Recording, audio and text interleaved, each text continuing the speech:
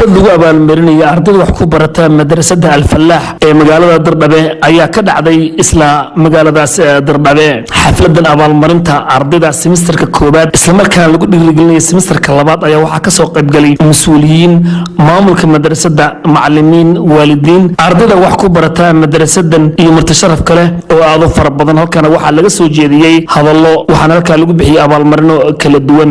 ardaydan oo ah kuwa ugu tacliinta fiican madrasadaha ka jira ismaamulka Dirdhabe ayaa waxay tahay madrasadan tan ugu cimriga dheer. intaa kadib ayaan waraysi la yeelanay maamulaha dugsiga Al-Falaax mudane Maxamed Xasan. dugsigan waa dugsi ummadeed, dugsi shacbiya weeyaan. kolka dugsigani aasaaskiisu wuxuu waqti dheer ayaa la aasaasay oo waxa la aasaasay 1947 ayaa la aasaasay. kolka iminka daadiisu ilaa 65 sano dugsi jira weeyaan.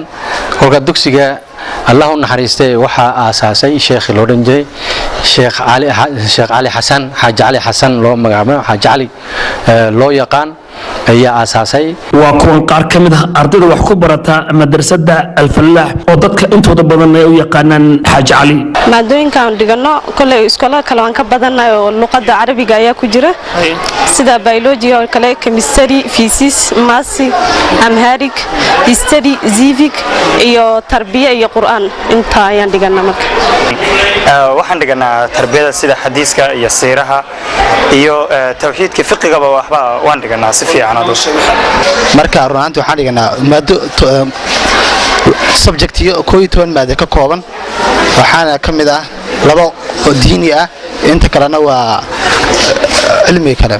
madrasadan ayaa waxay dhisan tahay in ka badan 60 sanadood, waxaana sanadkan ku guda jirno wax ku bartaa in ka badan 2200 oo arday, taasoo 45% ay gabdho yihiin. waxaana lagu bartaa maadiga iyo diiniga, waxaana hore uga qalin jabiyay kumanaan kun oo qof. lama soo koobi karo sooyaalka taariikheed ee madrasada Al-Falaax al-Islaamiya oo dadka qaarkii u yaqaanaan Xaaji Ali. barnaamij ku saabsan madrasadan iyo sooyaalkeeda taariikheed ayaa haddii waqtigu noo saamaxo dib uga soo gudbin doonaa bulshada TV-gan caalamiga ah Universal. Ahmed Kaabe, TV-ga caalamiga ah Universal, Jigjiga.